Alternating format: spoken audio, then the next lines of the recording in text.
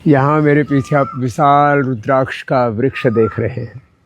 चारों ओर पंछियों का कलरव है, कोयल की कुकुहाट है, चिड़ियों की चहचहाट है और प्रकृति संस्कृति के संग में अभी गर्मी के साथ बीच बीच में वर्षात की फुहारें पड़ रही हैं।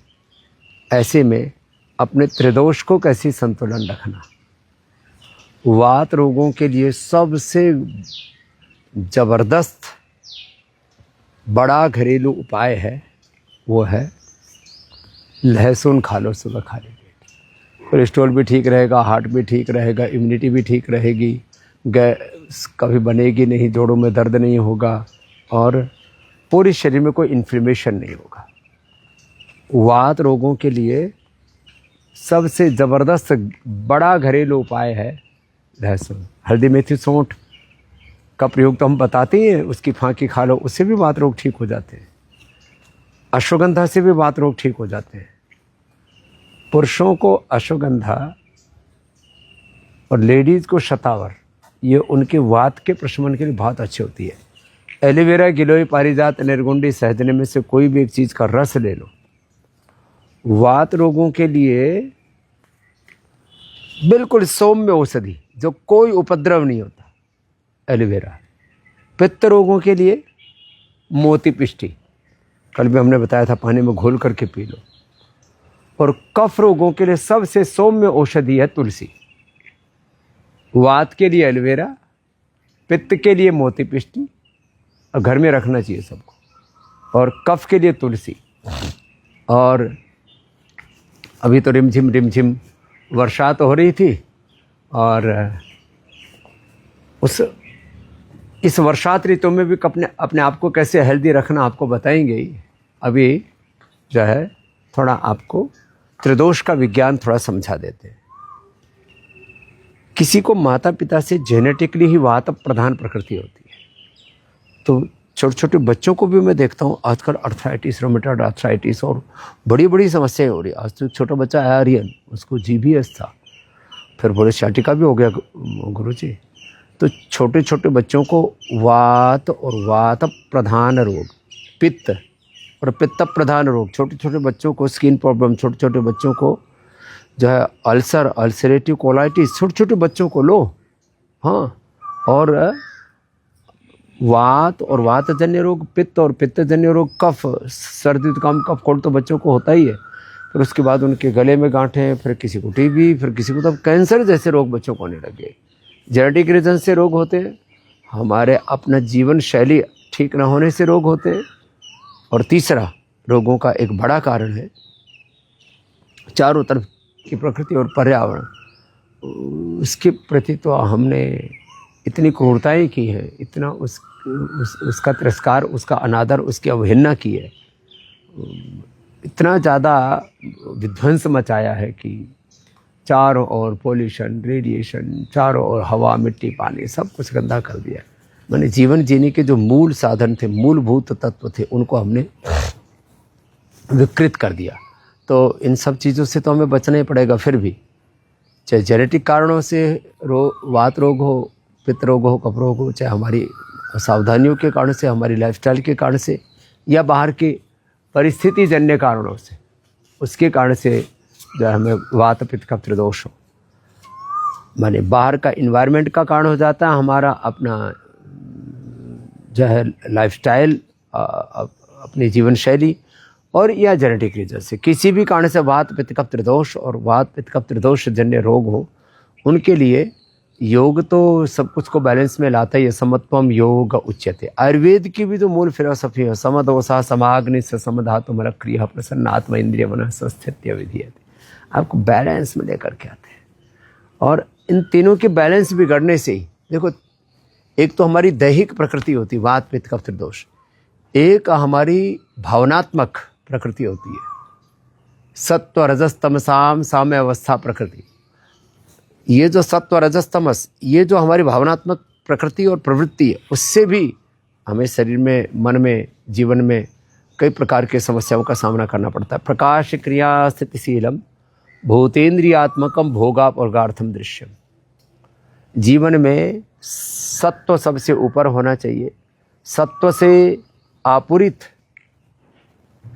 प्रकाश से आपूरित हमारी क्रियाएं होनी चाहिए, और उसी से ही, प्रकाश से ही आप्लावित हमारी स्थिति, हमारा विश्राम, हमारा जीवन का ठहराव होना चाहिए। प्रकाश क्रिया स्थितिशीलम भूतेन्द्रियात्मकम भोगापवर्गार्थम दृश्यम।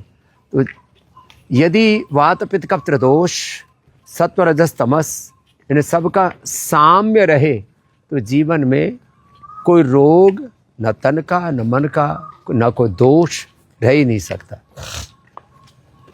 ये तो लोकोमालती है, बहुत ज़बरदस्त इसमें सुगंध होता है, और इसकी सुरभि से, इसकी सुगंध से ऐसे चारों तरफ पंछी भी बोल रहे हैं इसमें, छोटे छोटे। ये आम, यद्यपि बहुत आंधी आई, काफ़ी तो झड़ गए, थोड़ा बहुत तो ठीक है, ज़्यादा आंधी आ जाए तो फिर जो है बड़ा कष्ट होता है। खैर, तो आपसे कहना ये चाह रहे हैं हम कि वात पित्त कफ त्रिदोषों को बैलेंस करने के लिए एक तो हम पंचामृत बताते हैं, एलोवेरा, गिलोय, पारिजात, निगुंडी, सहजना, ये वात के लिए बताते हैं। पित्त के लिए वीटग्रास, एलोवेरा, लौकी, शीशम, पीपल, बेल, दूर्वा, दूधी घास या नीम में से कोई भी 5 द्रव्य ले लें। कफ के लिए हल्दी, अदरक, तुलसी, वासा और जिसको हम चबाते पान पत्र, हल्दी, अदरक, तुलसी, वासा, पान पत्र का स्वरस, अथवा आगे अभी चलेंगे आपको एक पौधा दिखाएंगे, उसका नाम है दम्बे। ये पीछे गई स्वर्ण चंपा, ये फिर अलग अलग प्रकार की बेल, लताएं, और ये हमने यहाँ सैकड़ों प्रकार के पेड़ पौधे, वनस्पतियाँ सब लगाई हुई हैं। उन सब के बीच में ना अपने आप ही एक सहज प्रसन्नता, सहज आनंद की अनुभूति, प्रकृति के अंग संग रहने से मैं तो चाहता हूँ सबसे ज़्यादा जीवन सुखी। जीवन की मूलभूत आवश्यकताएं कितनी है? 2 वस्त्र तन ढकने के लिए, 2 वक्त का, 2 समय का खाना जीवन का निर्वहन करने के लिए, और 2 गज ज़मीन जीने के लिए। बाकी आप खेत खलिहानों में रहें, पेड़ पौधों के संग रहें, गौ और गौ आधारित जो जीवन पद्धति है, 2-4 गायें हों, बैल हों, उनसे अपनी खेती बाड़ी और उसी खेत में आप शाक सब्जियाँ, अन्न, फल फूल, मेवे आदि उपजाएं, सब कुछ हो जाता है। और जो है ऐसा जीवन हो हमारा, तो फिर तो कोई प्रश्न ही नहीं रह जाता। तो प्राकृतिक जीवन को छोड़ करके हमने न जाने जिंदगी में इतने ज़्यादा देखा देखी, दूसरों के इन्फ्लुएंस में, या तो हम जीते हैं किसी के प्रभाव में, या तो जीते हैं हम किसी के दबाव में, कोई ना कोई फालतू का दबाव अपने चित्त पर ले लेते हैं। फिर या जीते हैं अभाव में, पिंड में सन्निहित ब्रह्मांड और ब्रह्मांडीय ऊर्जाओं को, ब्रह्म को, अपने अपरिमित ज्ञान, संवेदना, सामर्थ्य को न पहचान करके ऐसे ही पगलाए पगलाए से घूमते रहते हैं, और जो है जीवन जो है हमारा ऐसे व्यर्थ में हम गंवा देते हैं। तो आज हम आपको थोड़ा सा ये बता रहे थे कि वात पित्त कफ त्रिदोष और त्रिदोष जन्य जितने भी रोग हैं उनको आप प्राकृतिक चीज़ों से पूरी तरह से निर्मूल कर सकते हैं। वात पित्त कफ त्रिदोष के बिगड़ने से BP, sugar, thyroid, asthma, arthritis, liver, kidney, heart problem, autoimmune disease, cancer जैसे रोग होते हैं। वात पित्त कफ त्रिदोष का सत्व रजस तमस का गड़बड़ झाला होगा तो एपोप्टोसिस गड़बड़ होगा, और उसी से ही फिर जो है कैंसर जैसा रोग होता है। वात पित्त कफ त्रिदोष बिगड़ने से ही फिर शुगर की बीमारी होती है, बीपी की बीमारी होती है। उसके लिए हम मधुनाशिनी, मधुग्रेड शुगर के लिए और बीपी के लिए मुक्तावटी आदि देते हैं। तो कहने का मेरा मतलब ये है कि वात पित्त कफ त्रिदोष को आपने बैलेंस रखा तो बीपी भी नॉर्मल रहेगा, शुगर भी नॉर्मल रहेगा, थायराइड भी नॉर्मल रहेगा, हार्ट ब्रेन फंक्शन सब नॉर्मल रहेगी। जीवन का मूल मंत्र है, लास्ट एक बात कह करके आज की बात को पूरा करेंगे। जीवन का मूल मंत्र है योग तंत्र। योग तंत्र मूलक चिकित्सा तंत्र, शिक्षा तंत्र, जीवन तंत्र, शासन तंत्र, अर्थ तंत्र, कृषि तंत्र। ये मोर शरीर भी कितनी सुंदर लग रही है यार, ऐसा लग रहा है ये फल इसके खाने वाले नहीं होते फिर, लेकिन इससे छाया बहुत अच्छी होती है और इसका फिर औषधीय गुण तो इसके अलग हैं। तो ऐसा जीवन बनाएं हम अपना कि यहाँ तो चारों ओर आप देख रहे हैं प्रकृति की सन्निधि है, पेड़ पौधे हैं। ये देखो जटा वाला जो है ये पीपल भी आ गया, अब यही आज पूरा कर देते हैं। अब जो पीपल है, अब इस पीपल के पत्तों को हम कहते हैं पीपल के पत्ते, और हमने तो नीम के पत्ते पिला करके भी किडनी की प्रॉब्लम दूर की है। बुलबुल आ गई है, यहाँ पर बुलबुल आ गई है, अलग अलग प्रकार के पंछी हैं, और इन सब के बीच में एक अलग ही प्रकार का प्रकृति का सौंदर्य है। तो बस आपसे एक ही बात कहेंगे, आप योग, आयुर्वेद, नेचुरोपैथी, स्वदेशी सनातन धर्म में जो ऋषियों की जो विरासत है इसके ऊपर ध्यान दीजिए। योग, आयुर्वेद, स्वदेशी से सनातन धर्म के जो मूल मूल्य है इनके साथ खुद जुड़िए। कल मैंने एक बात कही थी कि जो साउथ में चाहे स्टालिन थे, चाहे इधर नॉर्थ ईस्ट में ममता जी थी, तो उनको लगा था कि मैंने एक शब्द प्रयोग किया था, वर्चस्ववाद का उन्माद ये ढह गया। और कुछ लोगों को ऐसा लगता है कि उनको कोई पराजित नहीं कर सकता, उनको कोई हरा नहीं सकता। बात हार जीत की नहीं है, बात ये है कि भाई आप जरा अपना आपा मत खो। एक है भगवान का विधान,